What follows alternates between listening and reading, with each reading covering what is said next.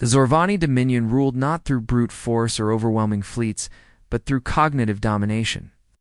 Their mastery of neural infiltration, an ability to psychically jack into the minds of other sentient beings, made them the apex manipulators of the galaxy. Through biological interfaces called siphoners, they could bend wills, erase resistance, and convert leaders into loyal drones within minutes. They called it the peaceful conversion. Most civilizations never realized a war had begun until they were already kneeling. So when humans emerged into the galactic stage with their erratic behavior, emotional volatility, and unrefined technology, the Zorvani were dismissive. Earth was labeled a primitive frontier planet with loud opinions and short tempers. However, initial attempts at mental intrusion failed, or worse, backfired. Soldiers resisted longer than expected. Some human prisoners even fought back mid-link, causing minor psychic feedback to the invaders. Something about the human mind was unstable, resistant, chaotic, unnerved. The Zorvani decided to go for a direct, controlled test. They captured Elias Granta, decorated human special forces operator in a skirmish near Jupiter's moon Ganymede. Scientists, Elias was considered safe, an expendable, simple mind that could be cleanly dissected. He was isolated aboard the Zorvani vessel Kyrax Tal and placed in a high-security lab. Elias lay on the neural slab, strained, unconscious. His vitals stable. 6 of the Zorvani's top siphoners gathered around him. These were elder-level psychics, veterans of over 30 successful species assimilations.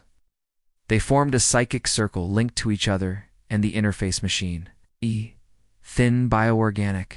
Tendrils extended from the console and penetrated Ilias's skull via the crown.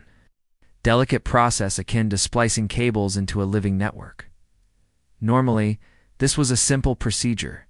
The mind opened like a book, revealing layers of memory, language, fear, and personality.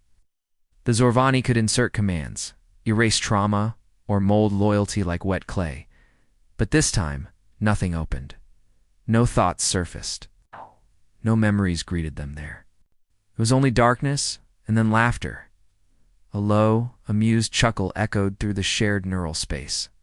The 6 Zorvani froze. This had never happened before. No target had ever spoken to them first inside their own minds. Then came Eliza's voice. Calm, cold, confident. You shouldn't have come here. One of the Zorvani tried to pull back from the Link standard emergency procedure, but the neural thread had locked. Another attempted to signal the medtechs outside the lab. Their consciousness was already isolated in the shared mindscape. Monitors began to glitch in real space. The vessel's AI couldn't recognize the energy signature in the siphon. Feed. Lights dimmed. Symbols scrolled across the monitors in Terran script. They read, "Welcome. Intrusion detected. Accessing hostile protocol." The 6 siphoners began to panic. Elias wasn't asleep. He wasn't trapped. He was waiting. The humans had known. It's maybe not how or when, but they'd prepared. And Elias Grant wasn't just a soldier. He was something else. Not a victim of mental intrusion, but a living firewall. His brain had been augmented, trained, and conditioned with counter-hacking defense layers, far more dangerous than any Zorvani had encountered. Except these weren't machine firewalls. They were cognitive weapons manifesting in the mental landscape. Like shifting metal cities, trap-laced memories, and emotional bombs tied to trauma triggers. Every memory Elias had dessed, especially the darkest ones, were laced with traps, meant to maim any foreign consciousness that touched them. This wasn't just resistance. This was warfare, and the battlefield was his mind. Back in the lab, Elias's body twitched, and his lips curled into the faintest smirk. Zorvane didn't realize it yet. They had already lost. They hadn't entered the mind of a man. They had entered a weapon. Themes, introduced in Part 1. Underestimation of humanity. A recurring HFY theme, mistake humans as weak or primitive, and suffer the consequences. Cognitive warfare. This story brings a sci-fi twist by introducing mind as battlefield, where humans have developed psychological countermeasures to mental invasions. Psychic hubris. The Zorvani consider their mental powers divine, blinding them to the possibility that someone might turn that power against them. The Zorvani find themselves inside Elias Grant's mind. But it's not what they expected. Typically, when the Zorvani perform a psychic invasion, the mental landscape is chaotic, disjointed, and easy to suppress. Minds naturally resist foreign intrusion, but always in the same predictable ways: emotional outbursts, confusion, defensive instincts. The Zorvani had evolved past such resistance. Their techniques were precise, elegant, refined over centuries. They saw themselves as surgeons entering a fractured psyche with delicate tools. But Elias's mind was not disjointed. It was organized, terrifyingly so. The mental landscape wasn't a blur of memories or emotion. It was a maze, living, shifting. Environment of towering steel and glass. Buildings appeared and disappeared at will. Hallways stretched into infinity. The floor rippled like water. Every structure had a purpose. Every shadow seemed to be watching, and Elias was not hiding. He was present, fully aware, fully active within his own neural constructive feat. Unheard of. The Zorvani were inside his mind, but he was walking freely among them like a god in his own universe. One of the siphoners, attempting to assert dominance, reached out to probe a memory node embedded in a twisting spiral of data towers.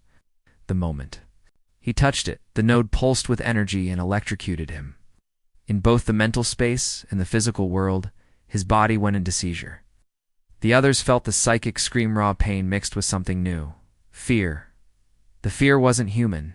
It was theirs. Another siphoner attempted to pull back, activating the traditional mental retreat protocol. But a towering wall of obsidian shot up in front of her, seamless, impassable. As she turned to flee in another direction, a dozen more walls rose around her, forming a psychic prison. The maze wasn't just defense, it was adaptive. Elias's voice echoed through the metal corridors, booming with unnatural clarity. You came looking for control. You found a firewall? Welcome to the last system you'll ever breach? The message was more than a taunt. It was a warning, but not just to the Zorvani present. It was a message to their entire race. The realization hit. Elias hadn't built this mental fortress alone. This was intentional design. Earth, aware of the Zorvani's methods, had developed psychic counter-invasion training. Elias was likely a top-tier test subject or worse. A living weapon trained to draw invaders in and destroy them from the inside. This flipped the Zorvani worldview upside down. To them, thoughts were delicate. Emotions were weaknesses. Used emotion as ammunition, the architecture of his mind wasn't a reflection of trauma. It was a trap shaped by it, and the traps were multiplying. The Zorvani now realized the human mind wasn't chaotic, it was chaotic by design. The unpredictability of human behavior that once seemed like a hindrance was now the reason the Zorvani couldn't map or suppress it, and Elias was using that too. It's a devastating effect. The mental maze was more than scenery, it responded to their thoughts. The more anxious the Zorvani became, the more twisted the environment grew. Hallways bled into memory tunnels. Their own pasts started showing up, fragmented and weaponized. One saw his father's death replaying in reverse. Another watched his birth, then his own body, age and decay, and fast forward. These weren't Elias's memories. They were theirs. Elias was reaching into their minds. 1. Zorvani collapsed as childhood guilt over a failed sibling bonding ritual was amplified into a psychic feedback loop. Another was bombarded with looping images of his deepest fears: drowning, being silenced, forgotten. This wasn't defense anymore. This was offense. The remaining siphoners realized that Elias wasn't just using his memories, he was reprogramming theirs. He had hacked into their identities, rewriting emotions, memories, and associations. Their minds were no longer safe, not even to themselves. One finally screamed, "Sever the link! Sever thee!" But the neural tether in real space had reversed. What was once an input stream had become a bidirectional feed. Elias now had two-way access. Every second the link remained open. Elias wasn't just defending his mind, he was infiltrating theirs. Back in real space, the lab technicians noticed. It too. Warning lights flickered, oxygen controls glitched. One of the monitors displayed a line in bold red English, "System breach in progress." Elias still strapped to the table. Eyes closed, Dash grinned. The Zorvani had entered a human brain with the intention of control. They found a weapon instead. The psychic battlefield within Elias Grant's mind has fully transformed from a defensive maze to an offensive hunting ground. The Zorvani, once so confident in their psychic superiority, are being eliminated one by one. The prisoner they thought they were dissecting has become a predator inside their shared neural space. The mental landscape now shifts again, from an adaptive cityscape to a war zone, drawn from Elias's own combat memories. Twisted recreations of Earth's ruined cityscapes tower above the siphoners. Debris hangs in the air like frozen shrapnel. Ash rains from a sky that flickers like a damaged hologram. This is no passive memory, they are inside a thought construct, designed to mimic Ilias's wartime experiences. He doesn't just remember war, he can recreate it psychically. Ilias manifests as a figure clad in futuristic combat armor, towering over the Zorvani. His presence isn't just symbolic, it's a form of mental dominance. He stands holding a pulsing object the aliens can't identify, a min-node bomb, kind of thought weapon made from weaponized memory fragments and raw emotion. It's a fusion of pain, rage, and strategy refined into an implement of cognitive annihilation. The moment is critical. Light marks the evolution of Elias from defender to invader. He no longer needs to trap the Zorvani. He is now seeking them out, hunting one of the Zorvani. Attempting to escape, gets caught in a psychic storm made of broken memories. But here's the catch, these aren't real. Elias has fabricated entire false memories as traps. One Zorvani is pulled into a memory of Elias watching a child die in war. But then, the memory begins to loop. It warps. It's the same moment repeats, with the details twisting each loop, amplifying guilt, failure, and despair. It's a psychological torture chamber designed to consume the mind. The second Zorvani is targeted next. A wall explodes outward, hurling him into a digital tornado of abstract symbols. It's fragments of Earth languages, war cries, distorted audio logs, all invented. Elias floods him with a storm of useless but overwhelming data, fragmenting his sense of self. He's not killed physically, but his psychic core, the part that holds identities, shattered. His real-world body collapses into unconsciousness, possibly brain-dead. This escalation terrifies the remaining Zorvani. These creatures had conquered over 24 species through mental dominance. They had never been outfought in a mind before. One of them attempts to signal the command ship for emergency disconnection. But the mental pathway is blocked. Tilius has rerouted it. The more they struggle, the deeper they become entangled. He is controlling the neural link now, turning their psychic network against itself. The remaining 3 are trapped. Panic sets in. But even worse, they start to feel his thoughts. Elias isn't just creating imagery anymore. He's merging thought streams. He's actively embedding pieces of himself into them. This moment is crucial in the larger narrative. Elias isn't just surviving. He's uploading his consciousness, piece by piece, into the Zorvani mental matrix. Every link, every connection, every psychic tether is now a conduit for infiltration. This is no longer an individual fight. This is a network breach. The Zorvani realize that. Elias isn't trying to escape. He's invading their minds. This part of the story taps into core HFY themes: humanity's ingenuity, relentlessness, and refusal to play by alien rules.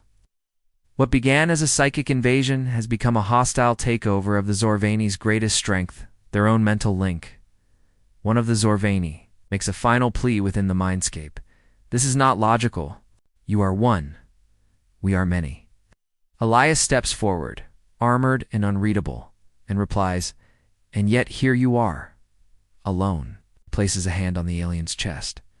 The surrounding battlefield collapses into darkness, and a wave of thought, emotion, and intelligence floods the remaining link, celioscopying himself like a virus, like code and back in real space. The ship's systems begin to reflect the chaos. Lights flicker, consoles overload, oxygen scrubbers malfunction, the medics in the lab panic. Monitors display rapid changes, scrolling in English. Breach complete. Uplink expansion initiated. Zorvani have made a fatal error. They didn't just enter Elias's mind, they gave him the pathway to theirs. And now, Elias Grant human, soldier, engineered mind weapon is spreading like fire through their mental network. Themes and implications in Part 3. The story fully transitions from a psychic skirmish into a full-scale mental invasion. But now, Elias is the invader. What began as the Zorvani probing a human mind has flipped into the horrifying realization that Elias Grant is using their own neural tether to break into their species-wide mental network. The moment Elias touches the last conscious Zorvani siphoner in the shared mental space. He completes what could only be described as a neurodigital upload. In other words, Elias is using the psychic interface originally designed for data extraction to implant himself into their collective mind. He's no longer confined to his own consciousness. He's spreading. Let's break this down. Real space. Reactions. A ship in panic aboard the Zorvani vessel Kyrax Tau. The real world mirrors the chaos inside the mind. The 6 siphoners, now deep in Ilias's mental construct, are physically restrained and twitching, but they're no longer in control. Their own minds have been hijacked. Medical technicians and command officers monitor the psychic chamber. But the equipment starts to malfunction. Warning lights flash, consoles short-circuit. Life support systems begin failing without any physical damage. The cause isn't mechanical, it's him. Elias's mind backflowing. Through the psychic link has begun corrupting the ship's neurosymbiotic interface, Zorvani system based on biological integration with ship components. They've never dealt with a mind that pushes back through the system. It's like inviting a guest into your home, only to find him rewiring the walls and locking you inside. Suddenly, oxygen scrubbers activate without reason. Blast doors seal. Artificial gravity. Surges and dips. Fire suppression systems spew gas randomly. The entire ship is experiencing what humans might call a digital haunting. But this isn't a glitch. It's intentional sabotage executed by a man still strapped to a table. The final siphoners collapse back in the mental realm. The last siphoner confronts Elias, begging for logic, reason, understanding. You are one. We are many. This line reflects the Zorvani's core belief that collective consciousness is superiority. To them, one mind Devon, a strong one can, never defeat the unity of a shared neural race. But Elias has learned differently in war. One soldier with the right training, strategy, and timing can dismantle an entire system. His training taught him to think asymmetrically, to adapt, to exploit assumptions, and right now, this is Zorvani's greatest assumption that they are immune to mental vulnerabilities, what Elias is tearing down. He responds simply, and yet here you are, alone. That's the core of Elias's power. He isolates them in a battlefield that mimics unity but is entirely under his control. These psychic invaders don't just lose access to Ilias's mind, they lose access to each other. Their collective unity begins to unravel as Elias creates isolated psychic chambers, customized mental traps for each invader, fracturing their web from the inside. He touches the siphoner's chests, symbolic of full breach, and the final layer collapses.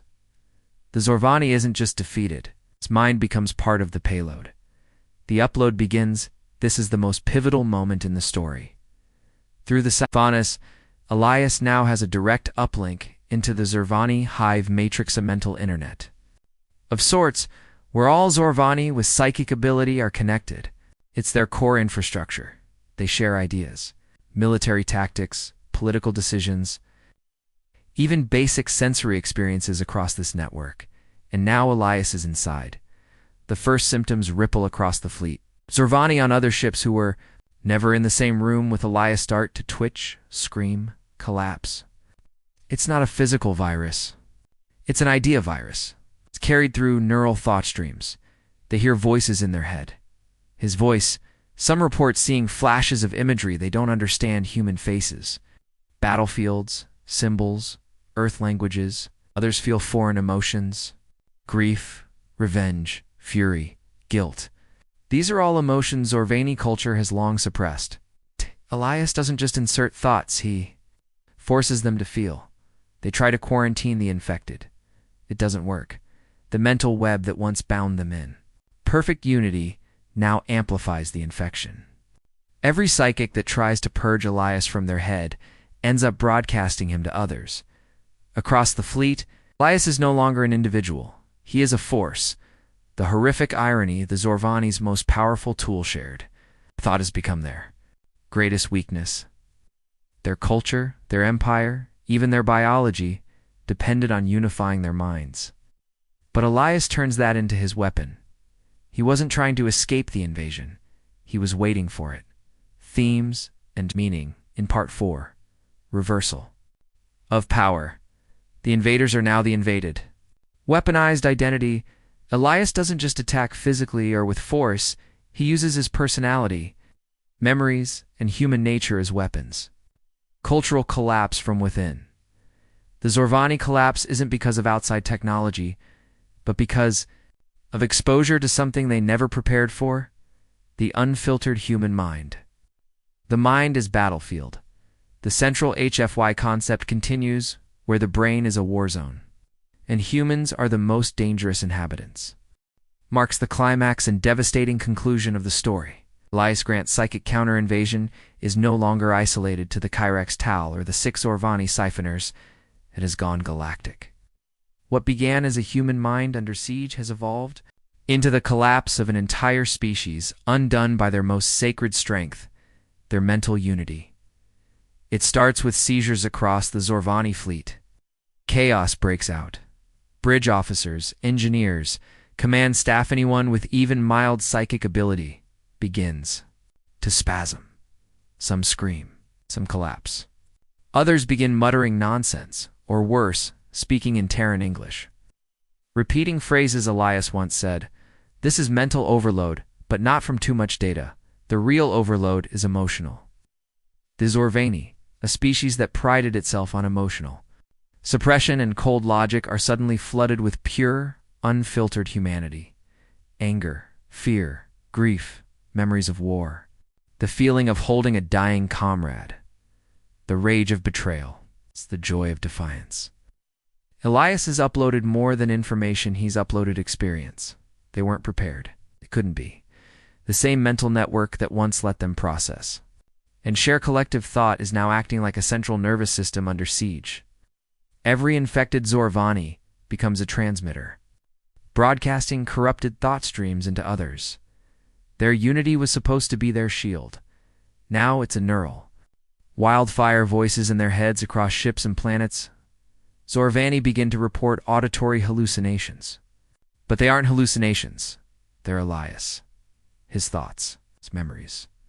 His voice echo in the minds of millions. Some hear war cries. Some hear laughter. Some see Elias standing in their dreams, saying nothing, just watching others begin to experience false memories, living through Ilias's past missions, seeing Earth's skies, or holding weapons they've never used. These are psychic implants, fragments of Elias's consciousness, now fused with their own. It's a haunting beyond biology. It's digital possession, human style. Commanders panic. Orders become erratic. Fleets miscoordinate. Worst part? No weapon is fired. No external attack. This is internal collapse, driven by exposure to one man's unfiltered, undiluted human mind. The desperate response. The Zorvani Council convenes an emergency session, what's left of it. Some council members are already infected. Others are paralyzed by fear, unable to think through the noise in their heads. The decision is made: purge the matrix, burn the core, destroy the network in a last-ditch attempt to stop Elias from spreading to their homeworld's population centers. They initiate self-destruct protocols for thousands of mind archival centers and psychic data nodes. Dozens of Zorvani colonies go dark. Infrastructure tied to the mental grid collapses. The species commits a form of psychic suicide, severing their own unity to avoid full assimilation. It's too late. The infection wasn't Data. Wasn't even Elias himself anymore. It was a seed.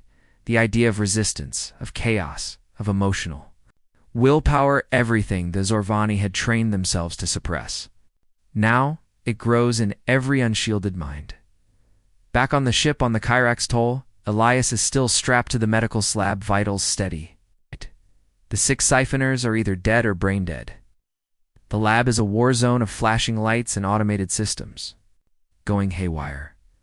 One last Zorvani technician remains, standing in the corner, shaking. He looks at Ilias's body with pure horror, not fear of a man, but of a concept. This wasn't supposed to happen. This was a controlled test. A species like humanity shouldn't be capable of reverse hacking an entire race. And yet here Elias lies silent, unmoving, smiling the fall of the Dominion within 48 hours. The Zorvani Dominion is functionally extinct, not because their ships were destroyed, not because they lost a battle, because one man, one mind, introduced something their civilization had no defense against. Emotion, unpredictability, individual will, humanity, their mental superiority collapsed the moment it encountered something it could not control, someone who didn't want control, but instead wanted to set the system on fire. Elias didn't conquer the Zorvani. He corrupted their foundation. Final implications. Earth, weeks later, receives fragments of Zorvani transmissions, screaming distorted memories, reports of madness. The enemy fleet retreats. No formal declaration is made. No terms of surrender are given. The Zorvani simply vanish. The Galactic Council tries to investigate. But there are no survivors.